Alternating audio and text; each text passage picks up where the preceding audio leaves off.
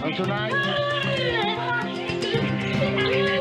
Video perkelahian antara dua orang anak viral di media sosial. Video berdurasi sekitar 26 detik itu terlihat satu orang anak bercelana merah tampak memukul dan membanting anak lainnya.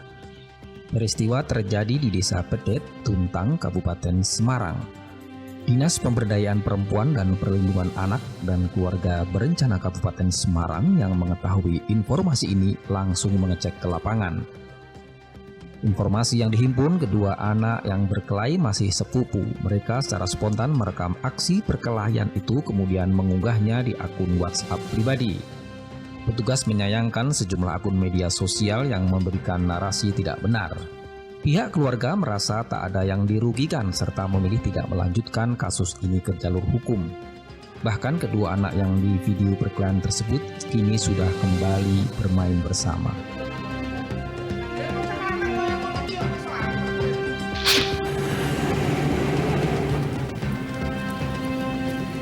Kuasa hukum distributor produk makanan di Kendal mendatangi Polres Kendal untuk menindaklanjuti kasus dugaan penggelapan produk makanan yang dilakukan oleh karyawan perusahaan dengan modus memalsukan nota. Akibatnya perusahaan merugi lebih dari 1 miliar rupiah. Kasus dugaan penggelapan ini dilaporkan seminggu setelah kejadian. Dalam pemeriksaan, dugaan mengarah kepada kepala gudang yang bekerja sama dengan sales dan supervisornya.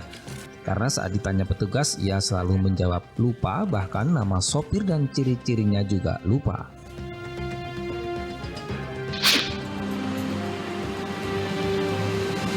Petugas bersenjata dari Polrestabes Semarang melakukan patroli dan pengamanan ketat di sentra kawasan Toko Emas Keranggan Kota Semarang.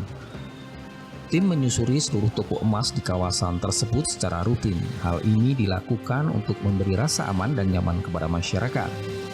Tiap hari, tim juga berpatroli untuk meminimalisasi aksi tindak kejahatan jalanan yang meningkat di masa pandemi COVID-19 ini.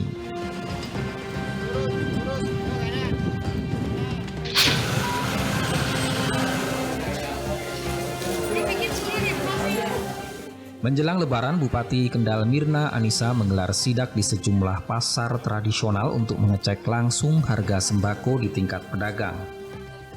Dalam sidak didapati harga sejumlah sembako dan komoditas pangan masih stabil.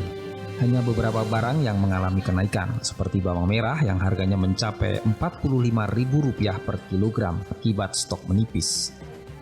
Sedangkan harga cabai yang biasanya melambung jelang Idul Fitri kali ini turun signifikan di kisaran Rp10.000 per kilogram. Meski kondisi pandemi COVID-19, namun kondisi pasar masih ramai pembeli. Bupati meminta para pembeli dan penjual tetap mematuhi protokol kesehatan seperti penggunaan masker dan penerapan physical distancing.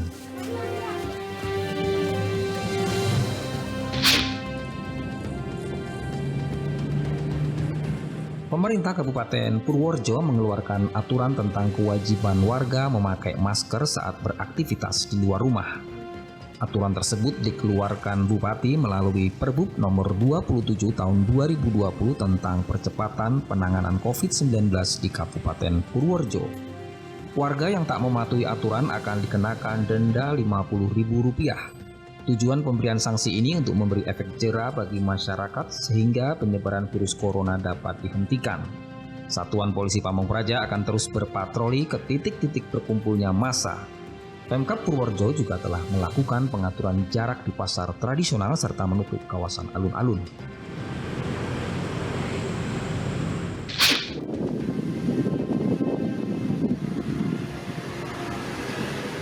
Puluhan ribu buruh rokok di Kudus mendapat tunjangan hari raya lebih awal. Besaran tunjangan hari raya 1 kali gaji upah UMR buruh. Pembagian THR serentak untuk buruh borong dan harian ini menerapkan physical distancing, yakni pembayaran dilakukan 2 shift serta antre berjarak 1 meter. Pihak perusahaan menghimbau agar para buruh bijak menggunakan uang THR serta tidak berlebihan di tengah pandemi COVID-19 ini. Pihak perusahaan membayar total THR pada tahun ini mencapai lebih dari Rp81 miliar.